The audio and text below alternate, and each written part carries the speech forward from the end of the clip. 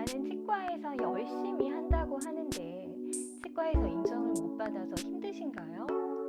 당신이 치과에서 인정을 못 받는 이유는 바로 이것 때문입니다. 이 영상 끝까지 봐주세요.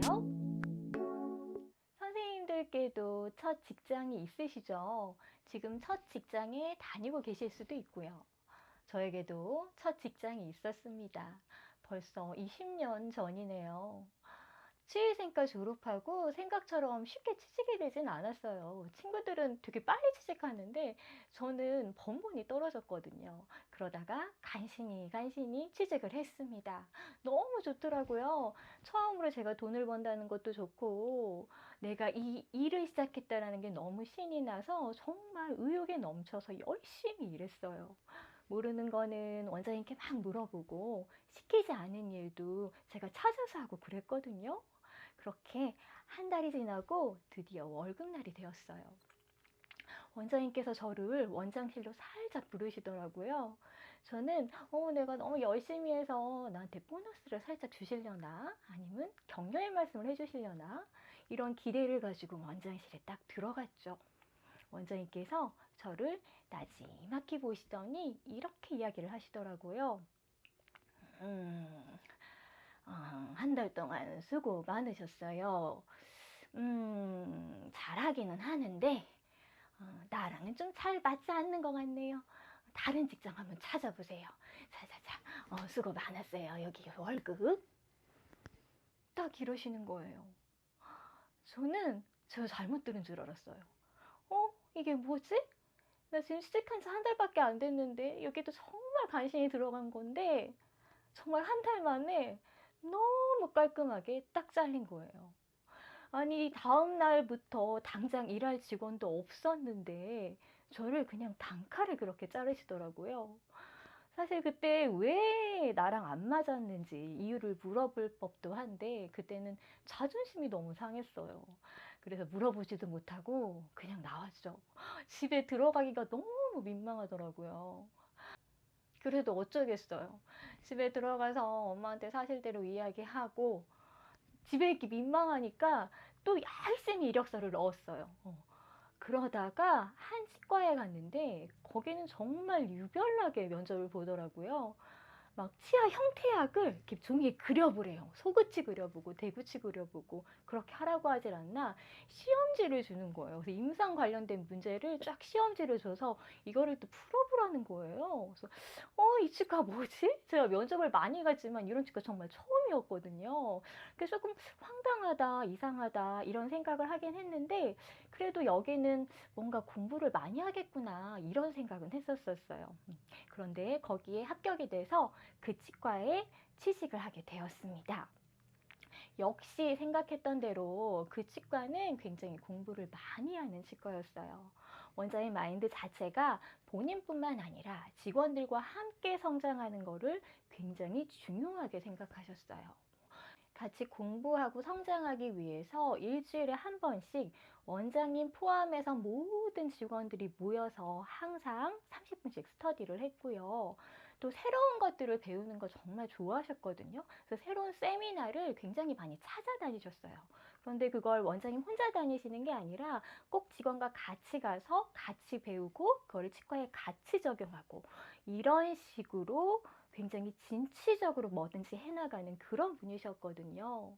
또 좋았던 거는 원장님께서 치과에 세미나실이 있었는데 거기서 다른 원장님들을 대상으로 임플란트 세미나를 여셨어요.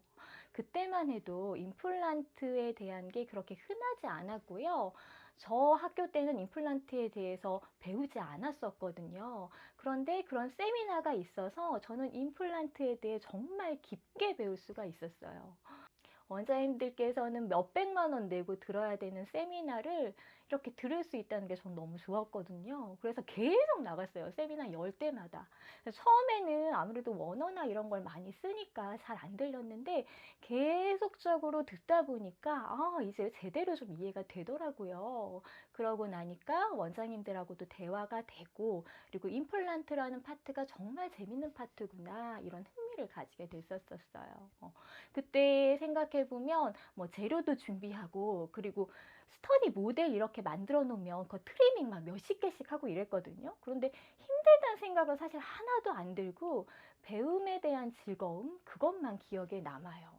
그만큼 저는 배움에 대한 갈구가 되게 있었던 것 같고 거기서 그런 걸 채울 수 있었던 게 너무 즐거웠어요. 그렇게 열심히 한 덕에 치과에서 많이 인정을 받았고요. 진료실에 저보다 연배가 훨씬 높은 치과의생사 선배님이 계셨거든요.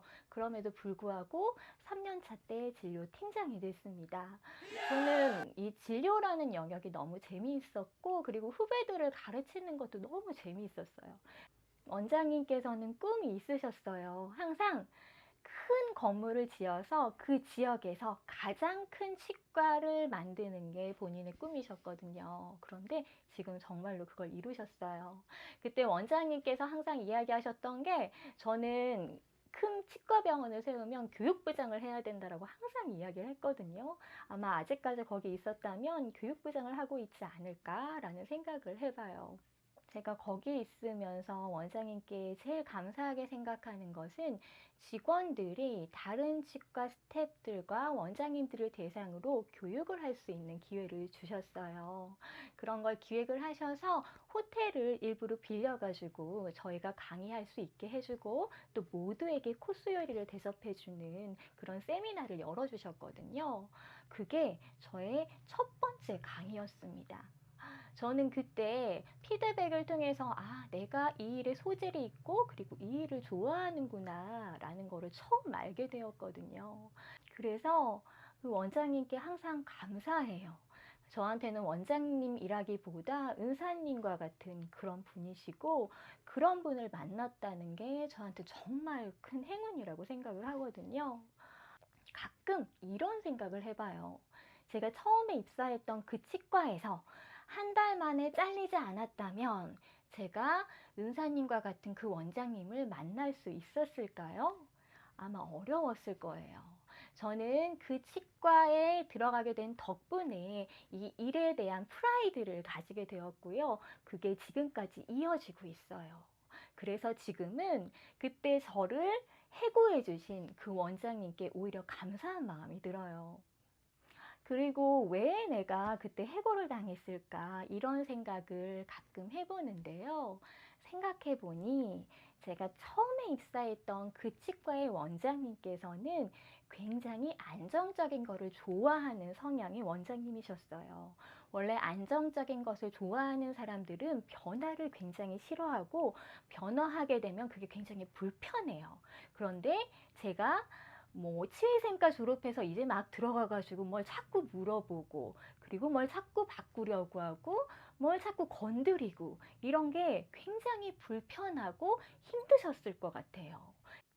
지금 생각하니까 그렇더라고요. 반면에 제가 해고당하고 다시 입사한 치과의 원장님께서는 굉장히 변화를 좋아하고 새로운 것들을 시도하고 그 경험을 통해서 본인의 것을 만드는 걸 굉장히 즐기셨어요.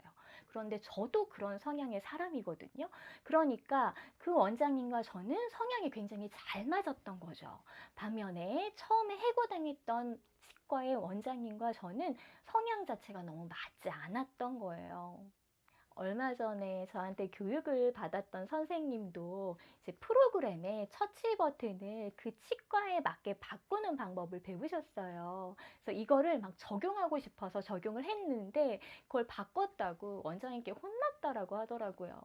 그거는 그 원장님 성향이 변화를 싫어하는 안정적인 걸 좋아하는 원장님인 반면에 저한테 교육을 받은 그 선생님께서는 새로운 것들을 해보고 적용해보고 시도해보고 이런 거를 굉장히 좋아하는 성향의 선생님이신 거죠. 그러다 보니까 본인은 열심히 한다고 했는데 이것 때문에 오히려 혼나는 그런 일이 실제로 생길 수 있다라는 거예요.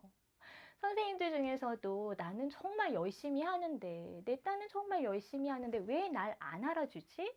난 이렇게 열심히 하는데 왜 나를 인정해주지 않지? 이런 생각 할 수 있으세요. 그거는 선생님이 잘못해서 그런 게 아니고요. 선생님이 능력이 없어서 그런 게 아니에요.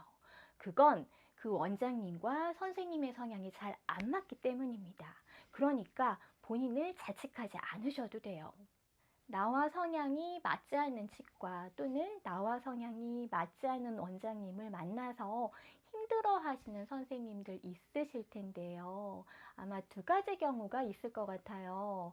첫 번째는 내가 이 치과와 성향이 너무 맞지 않지만 내가 다른 데를 갈 수 없어. 나는 어떻게든 여기서 버텨야 돼. 이럴 수 있으시잖아요. 그럴 땐 어차피 있으셔야 되죠. 그 상황에서 조금 편해지시려면 그와 내가 다른 거를 인정해 보세요. 이건 내가 잘 못해서 그런 게 아니고요. 그가 나빠서 그런 것도 아니에요. 둘이 성향이 다르기 때문이거든요. 그거를 받아들이면 그 사람이 조금 이해가 되고 뭔가 그래도 조금 맞출 수 있는 접점을 찾을 수가 있으실 거예요. 그러면 치과에서 지내시는데 예전보다는 훨씬 나아지실 겁니다. 또 나는 도저히 여기서는 버틸 수가 없어. 아니면 여러 가지 상황에 의해서 내가 나갈 수밖에 없거나 또는 저처럼 이렇게 해고를 당한다거나 이런 경우라고 한다면 그냥 툭툭 털고 나오세요. 분명 나와 성향이 맞는 치과, 나와 성향이 맞는 원장님을 찾을 수 있으실 거예요. 그러면 선생님께서 열심히 하신 만큼 예전에 거기에서 열심히 했던 것까지 더해서 인정을 받을 수 있으실 겁니다. 하지만 한 가지는 점검을 해보세요. 내가 내 직업을 대하는 태도와 마인드가 어디에서도 떳떳할 수 있는지, 그건 굉장히 중요합니다. 내가 나 자신에게 떳떳하다면 기죽지 마세요. 분명히 선생님들의 그 노력과 가치를 알아줄 수 있는 나와 성향이 맞는 치과, 나와 성향이 맞는 원장님을 만날 수 있으실 겁니다. 오늘은 보험이 아닌 다른 이야기를 해봤는데요.